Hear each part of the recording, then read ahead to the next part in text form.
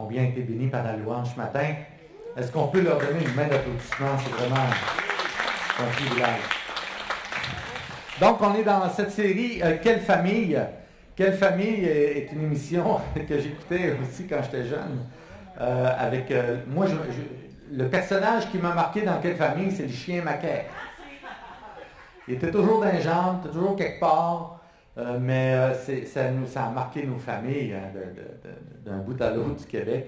Et c'est une série qui tombe à point parce que, vous savez que d'abord la famille, c'est la première institution que Dieu a créée. C'est la première institution que Dieu a créée, c'est la première institution aussi que malheureusement que le mal, que l'ennemi va essayer de détruire. Et dans ces années ici, dans le siècle présent, on a malheureusement beaucoup de familles qui sont détruites par des conflits, par des séparations. Et on a perdu un peu le sens du mot amour. Donc, il faut rétablir ça. Et le meilleur endroit pour rétablir ça, c'est notre deuxième famille. C'est la famille de l'Église l'Accessible. Et dans cette famille-là, les gens vont accueillir, Pasteur François, Lynn et toute son équipe vont accueillir des gens, vont jaser avec des gens, vont rencontrer des gens, ils vont soigner spirituellement des gens et relationnellement des gens. Mais avant tout, moi, je suis père de famille. Je suis marié avec ma conjointe Nancy depuis 89, pas 89 ans, mais 1989, hein, on s'entend. J'ai 2 enfants, 2 garçons de 30 et 28 ans. J'ai 2 petits-enfants. Et mon premier objectif dans ma vie, ça a été de prendre soin de ma famille, de prendre soin de ma conjointe, de prendre soin de mes enfants. Et on sait comment c'est précieux. Mais est-ce que c'est évitablement ou inévitablement absent de conflit? Non, loin de là. Des conflits, il va y en avoir toujours. Vous allez en vivre dans vos familles, on va en vivre dans nos familles. Vous allez, le conflit fait partie intégrante de nos vies. Et ce matin, je vais vous amener un peu à trouver certaines solutions de comment arriver à gérer, non seulement gérer, mais à régler, oui, mais il y a des choses qui sont non réglables aussi. Il y a des éléments dans nos vies qu'on peut mettre énormément d'énergie, mais que ça ne marchera pas. Pourquoi? Parce qu'on est 2 dans un conflit. Il y a un émetteur et un récepteur.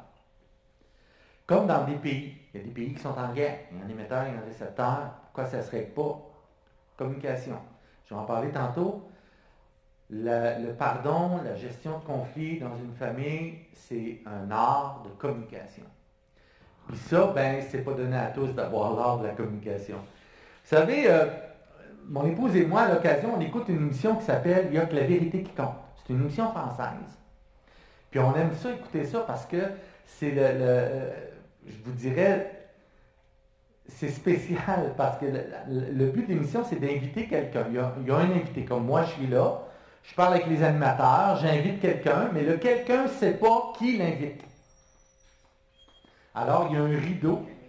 Puis, pendant quelques minutes, on discute, la personne discute, « moi, je veux la rencontrer parce que je suis tombé en amour avec, je n'y ai jamais dit. » Ou « parce que c'est ma mère, ça fait des années qu'on est en conflit, on ne s'est jamais parlé depuis. » Et là, arrive la personne qui rentre, mais la personne qui rentre ne sait pas qui l'invite.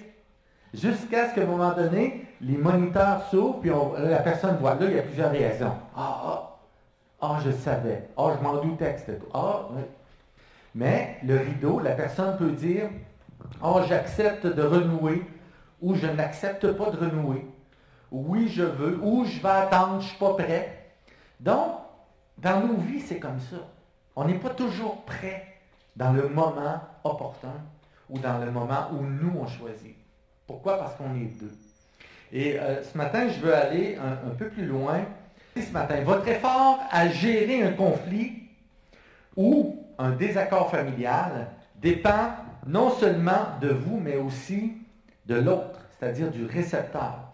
Cependant, et ça, Pasteur François en a parlé la semaine dernière, de votre attitude. Cependant, votre attitude fera changer le cours des choses. Et ce matin, mon passage que j'ai choisi, vous allez voir, c'est dans Romains 12, 18. Et vous allez retenir cette phrase-là parce qu'elle est importante. Autant que cela dépend de vous. Et c'est notre prochaine diapo. S'il est possible, Romains 12, 18, vous savez que Romains, c'est un chef-d'œuvre littéraire dans le Nouveau Testament. Il y a tout là-dedans. Il y a tout, d'un couvert à l'autre au niveau de Romains. Sur le plan relationnel, sur le plan de notre relation avec les autres, sur le plan de notre relation aussi spirituelle.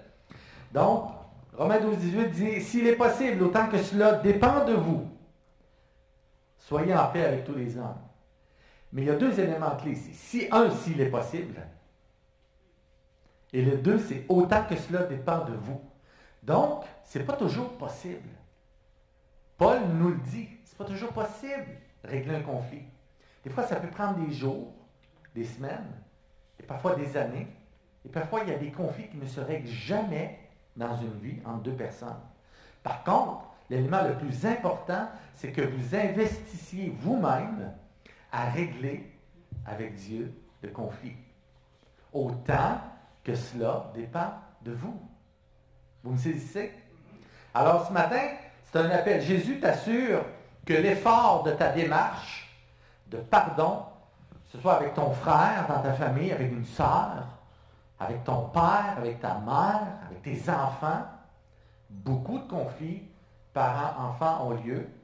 Pourquoi? Parce qu'il y a une divergence de culture, pas nécessairement de culture, mais de valeurs, de génération, qui vient vraiment heurter les générations. Ça crée des conflits dans plusieurs sujets. Et parfois, le conflit peut être avec toi-même. C'est pour ça que Jésus a dit, tu aimeras ton prochain. Et c'est de toi-même qui est plus difficile parfois. Alors souvent, avant de régler, de pouvoir ou de faire des démarches de régler un conflit, il faut régler d'abord le conflit avec soi-même. Parce que c'est pas toujours. Des fois, on entend des gens dire, je ne suis pas vivable. Je ne suis pas du monde. On entend ça. Mais il y a des choses à régler à l'intérieur de toi. Parce que probablement que le récepteur dit, si tu ne règles pas ces choses-là, je ne pourrai pas régler les choses avec toi. Parce que tu as des éléments dans ton cœur, dans tes pensées, puis on va en parler tout à l'heure, qu'il faut régler. Qui n'a pas écouté l'émission Claire Lamarche dans le passé? Les retrouvailles. On ne manquait pas ça, je pense que c'était le vendredi soir. Il y avait un studio, et là Claire Lamarche invitait des gens dans le studio qui recherchaient un ami, un professeur, un frère, une soeur, quelqu'un de proche.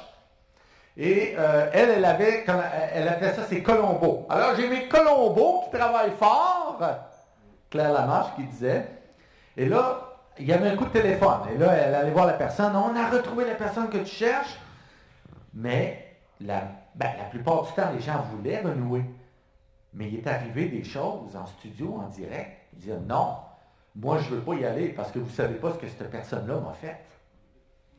Et c'est en direct, là. Donc, il y a des éléments dans notre vie qui sont difficiles à régler. Et il faut que vous vous enlevez ce matin ce sentiment de culpabilité dans votre cœur. Si ces éléments-là ne sont pas réglés dans vos vies. Vous me suivez? Et je vais vous expliquer pourquoi. D'abord parce que Jésus ne veut pas. Jésus ne veut pas que vous vous sentiez coupable. Jésus, ce qu'il veut, c'est que vous réglez vos propres choses dans vos cœurs. Après ça, bien souvent, les choses viennent d'elles-mêmes. Autant que cela dépend de vous. Notre perception souvent d'un conflit est très souvent différente de la perception de l'autre du même conflit. Et ça, c'est important. Nous, on peut, de notre côté, on voit les tenants et les aboutissants du conflit, la situation qui nous a amenés là, mais l'autre personne le voit différemment. Parce qu'elle a vécu les choses de façon différente. Elle a reçu les choses de façon différente. Le pardon est donc un art de communication. Je vous en parlais tantôt. C'est un art, le pardon. C'est un art, un grand art, que Jésus a exercé d'ailleurs avec les gens, et je vais vous en parler tout à l'heure à ma conclusion. Donc, entre le choc du conflit et la reconstruction, il peut y avoir plusieurs étapes, pouvant même durer plusieurs semaines, plusieurs mois, plusieurs années, avant que ce soit réglé. Mais comment améliorer et régler les choses? C'est une question que vous vous posez des fois. Comment je peux bien faire pour régler ça? Lorsqu'on a vécu un conflit, lorsqu'on vit un conflit, une situation, que ce soit dans notre couple, que ce soit dans notre famille, ou encore au travail, c'est pas toujours évident. On se pose la question, des fois on se sent coupable. Qu'est-ce que j'ai fait? Hein? On s'est tous posé la question en nous, mais qu'est-ce que j'ai dit? Mais non, qu'est-ce que j'ai fait? La perception de l'autre, on est deux. Lorsque notre démarche s'avère positive, en obtenant une réponse positive de l'autre, il y a impact sur tout le reste de la famille. Et je vais passer à l'autre diapo. Afin de maintenir l'harmonie à l'intérieur de notre institution familiale, parce que notre famille, c'est une institution, nous avons la responsabilité d'initier le pardon. On a une responsabilité. On vient ici, on reçoit de Dieu, on veut connaître les choses de Dieu. Donc, on a une responsabilité. Notre maturité en tant qu'individu aura l'effet de changement souhaité. Il y a une grande part de ta maturité qui va faire le changement dans ta vie. Le autant que cela dépend de vous est l'initiative de ta maturité spirituelle. Autant que cela dépend de toi. Alors, s'il y a quelqu'un qui est en conflit avec moi, ce matin, ça dépend de toi. C'était la partie humoristique du message ici. La réalité est, si je ne veux faire que des heureux, ben il y aura des conflits. J'ai travaillé, moi, en gestion pendant des années, j'ai géré des centaines de personnes, du personnel, dans le milieu de la santé. À tous les jours, je gérais des conflits. À tous les jours, il fallait rencontrer des gens parce qu'il y avait un conflit. Quand tu gères du 24/7, c'est-à-dire 24 heures par jour, 7 jours semaine, tu as un chiffre de soir, un chiffre de jour, un chiffre de nuit, tu as des infirmiers, des infirmières, des préposés, des gens du ménage, des gens à la cuisine, des professionnels, il y a des conflits. Et on vient qu'on développe cet art-là. Et moi le plus grand plaisir que j'avais dans ça, c'est de rencontrer des gens dans mon bureau. Je les mettais les deux personnes. Et là, je leur demandais quelle est la nature de votre désaccord. Et là, on me disait la nature. Deuxième question. Est-ce que vous vous appréciez en tant que membre du personnel, en tant qu'intervenant? Absolument. Parfait. Troisième question. Comment on gère? Comment vous le réglez? Parce que non seulement ça a un impact sur votre travail, mais ça a un impact sur les autres et ça a un impact sur la clientèle. Donc, il n'y avait pas le choix. Il fallait le régler, le problème, le conflit. Le autant que cela dépend de toi prend tout son sens dans la gestion que tu vas en faire de ce conflit-là. La plus grande cause de conflit familial, c'est la confrontation d'idées, de visions et d'opinions. Vous savez, on a notre famille de papa, maman, famille terrestre. Mais je vous ai dit tantôt qu'on avait aussi une famille à l'intérieur de l'Église. Est-ce qu'il y a des conflits parfois à l'intérieur de l'Église? Ben non, pas ici. Pas ici à l'Accessible. On n'a pas. Ça n'existe pas. Mais si, ou lorsque ça arrivera, c'est une confrontation d'idées. Et pasteur François en parlait la semaine dernière dans son message, je crois qu'il disait, j'avais posé une question, les musiciens ont-ils joué assis, debout, et là, il y avait des échanges d'idées, pas d'accord, oui, moi je préfère que... Entre un échange d'idées et la gestion de conflit, il y a un écart. Donc, ce que pasteur François disait, nécessairement, c'est que on va échanger nos idées pour arriver à une solution, pour construire et non déconstruire. Ce qu'on veut, c'est construire. Et à l'intérieur de l'Église, ce qu'on veut, c'est construire. Vous êtes d'accord avec moi?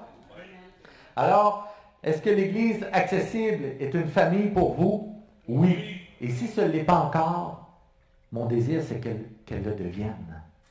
Si tu es ici pour la première fois ce matin, fais de l'Église accessible ta famille, ta deuxième famille, ta famille spirituelle.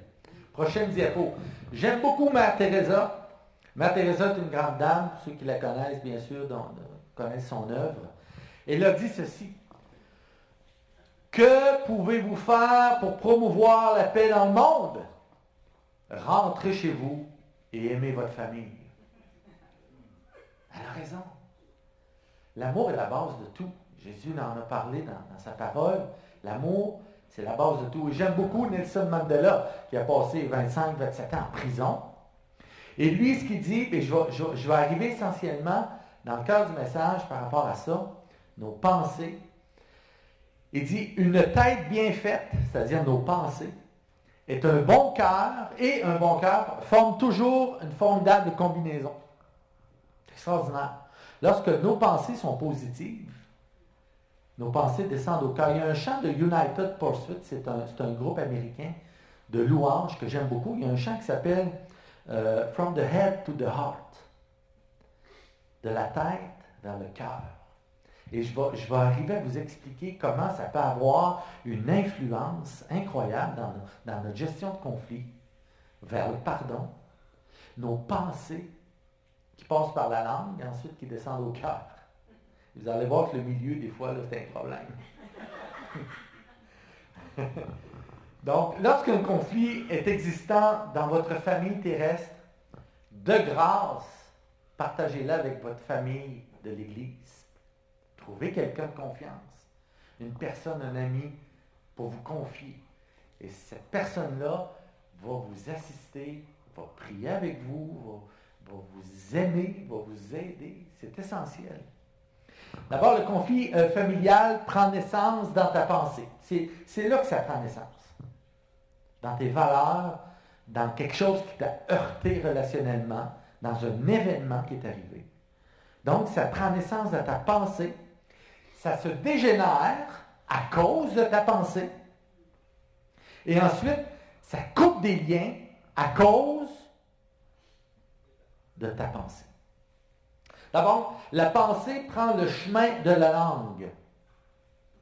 Et celle-ci, le plus petit muscle du corps, est capable de détruire.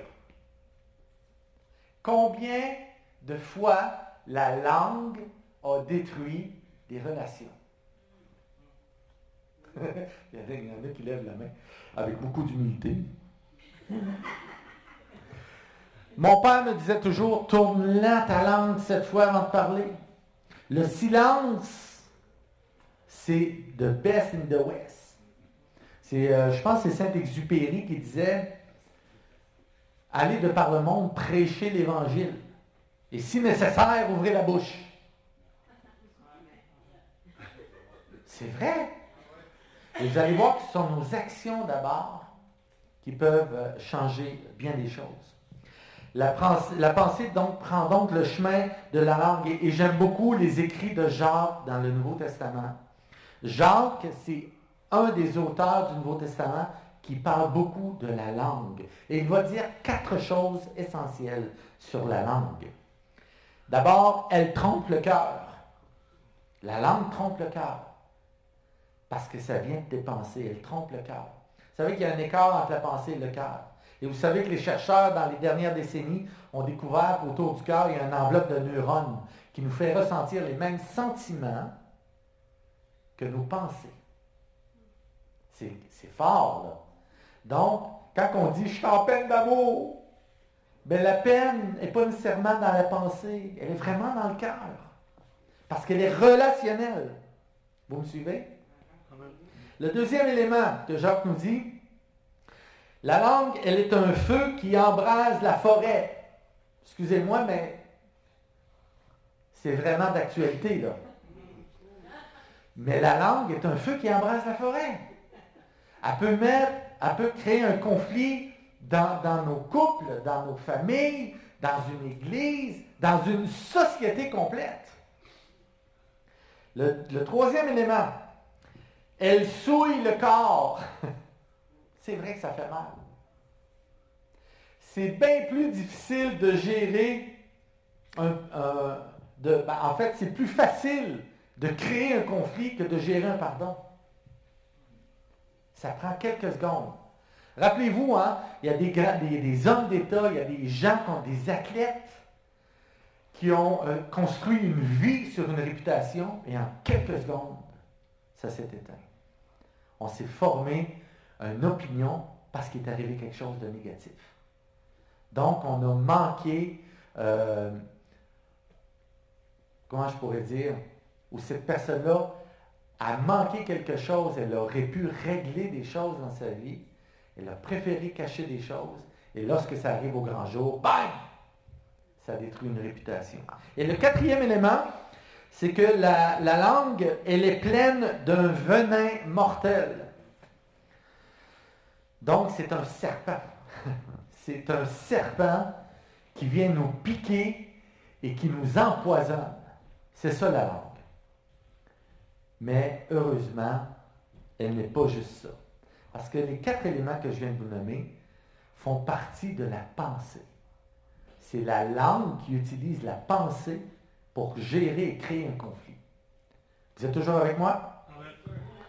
L'autre élément, la langue, elle est aussi jumelée au cœur. Les 4 éléments, c'est que elle est douce comme le miel. Votre langue, lorsqu'elle est tenue en bride, elle est douce comme le miel.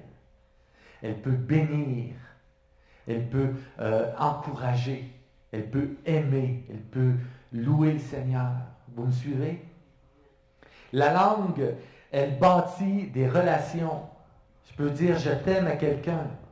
Il y a des gens que ça fait longtemps que je n'ai pas vu ce matin.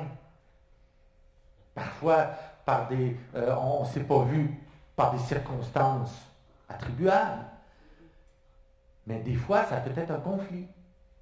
Mais juste le fait de se voir, est-ce qu'on a besoin de dire c'est toi il y a 5 ans qui m'a dit ou c'est toi il y a 10 ans que te souviens-tu de ce que tu as fait toi là à 4 ans? Hein? Ou c'est vrai. Non, au lieu de ça, je suis content de te voir. Je n'ai pas besoin de radoter ce qui s'est passé il y a des années. Aujourd'hui, ma langue, elle bénit. Elle guérit. Elle construit une relation. Et le troisième élément, c'est que elle initie le pardon. Une langue initie le pardon. Et c'est important de dire à l'autre, écoute, je le sais que je t'ai blessé dans le passé. Je le sais que je n'ai pas eu d'allure à quelques occasions. Je t'en demande pardon. On s'en va dîner. C'est fini. Ça prend, je viens de vous dire ça prend quoi, 5 secondes? Mais des fois, ça prend des années avant de le dire. Et plus ça va, plus le conflit se creuse, plus l'écart s'élargit, et plus c'est difficile de renouer la relation. Parce qu'il y a des scénarios qui se forment. Ah, tiens donc. Hein, ça fait des années. Oh, on commence à m'entendre parler. Tiens, elle revient dans le décor. Vous avez tous passé par là. Je ne creusais jamais. C'est tous des éléments qu'on a vécu dans notre vie. Le quatrième élément, c'est que notre langue proclame que Jésus est notre Sauveur. Elle proclame que Jésus est notre Seigneur. Et j'écoutais Lynn et Céline chanter. Lynn et Céline, c'est beau, hein? Elles chantaient la louange à Dieu. Notre langue fait des choses extraordinaires aussi. C'est là-dessus que je veux m'arrêter ce matin. Prochaine diapo. L'état de tes pensées, et ça c'est important, l'état de tes pensées influenceront l'état de ton cœur. Et ce même cœur, en retrouvant la paix, sera capable de gérer, pardonner et effacer tes mauvaises pensées. Et ça, c'est puissant. C'est fort.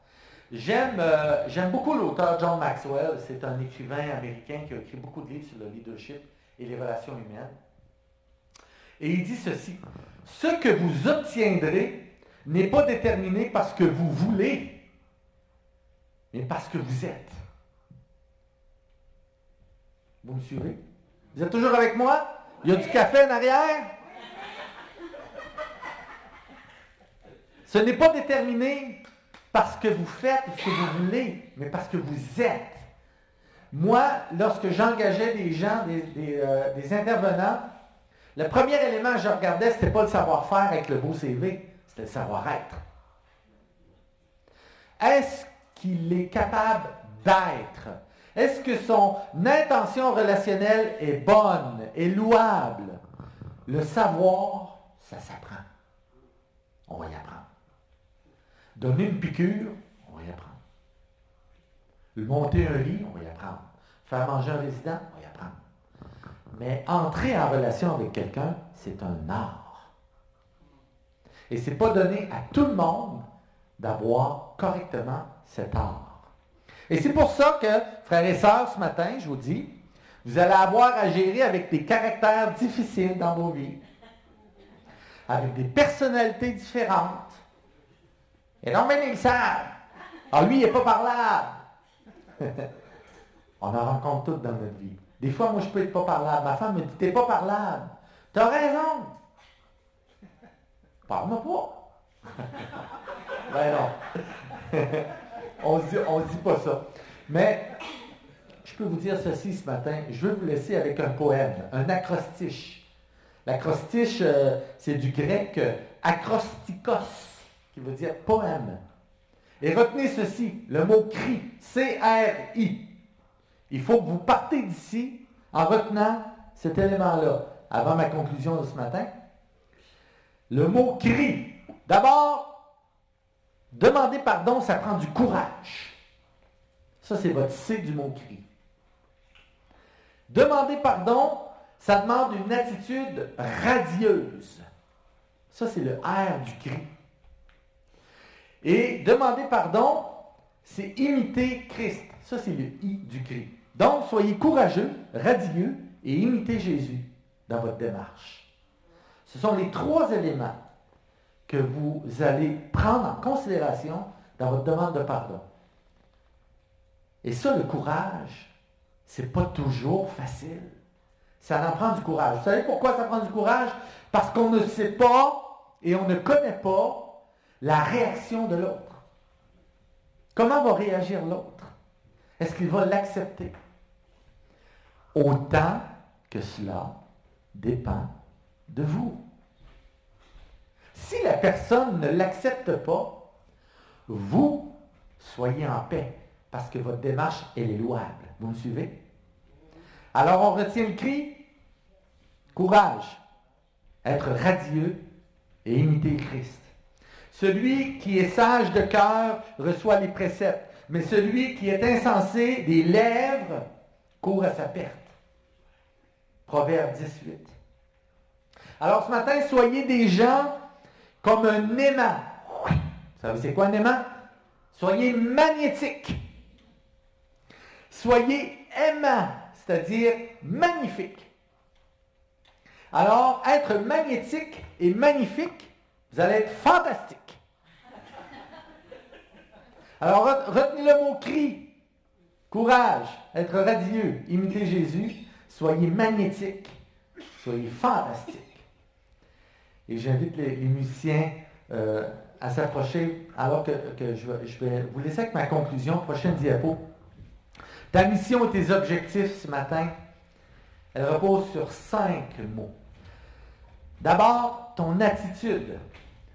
Dois-je changer quelque chose dans mon attitude pour promouvoir le pardon? Et je vais vous mettre en garde sur quelque chose ce matin. Ne faites pas exprès de gérer un conflit pour avoir du pouvoir sur la relation. C'est très néfaste.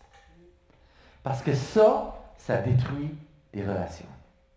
L'autre élément, c'est La gratitude. Soyez toujours reconnaissant, même en période de conflit et d'adversité. Soyez reconnaissant. C'est votre attitude. Ayez la certitude, c'est-à-dire ne laissez pas entrer le doute dans vos vies par rapport à ce que vous êtes capable d'accomplir, la puissance du pardon. Et le quatrième élément, c'est vos habitudes. Acceptez les traits de personnalité des gens que vous côtoyez. Vous n'avez pas le choix.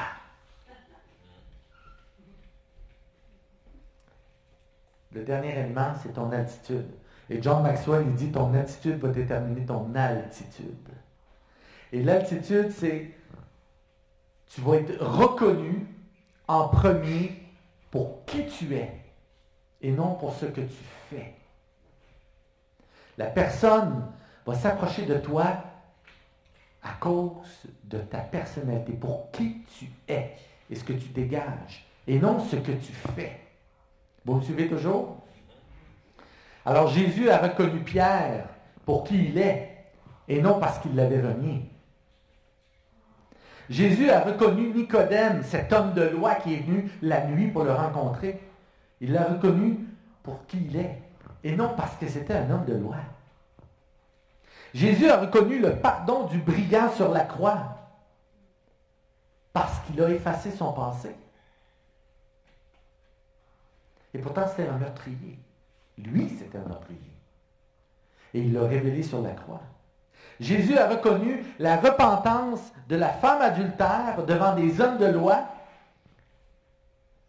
non pas parce qu'elle était. Jésus a reconnu ce qu'elle est et le potentiel qu'elle pouvait avoir. Exactement comme la Samaritaine. Lorsqu'il est arrivé à la Samaritaine qui cueillait de l'eau au puits, « Ah, je te connais. Ah oui, tu as eu plusieurs maris, toi. Ah ouais, tu me connais de même. Ouais, tu as eu plusieurs maris. Puis le dernier... Alors, qu'est-ce qu'a fait Jésus? Il ne l'a pas poussé dans le puits. Il l'a accepté pour qui elle était. Et qu'est-ce qui est arrivé? La Samaritaine a été probablement la première femme à aller proclamer Jésus. Regardez cet homme, il m'a dit qui j'étais. C'est lui, c'est le Christ que nous attendons. Wow! Ce matin, Jésus est la cible. Et il se rend accessible pour toi. Jésus te connaît, il est pardon, et il te demande d'être pardon. Ayez du courage, soyez radieux et imitez Jésus-Christ. Et vos conflits courent la chance de se régler par votre démarche. Et retenez ceci, c'est possible que ce soit pas ce soit le contraire, parce que la personne ne veut pas.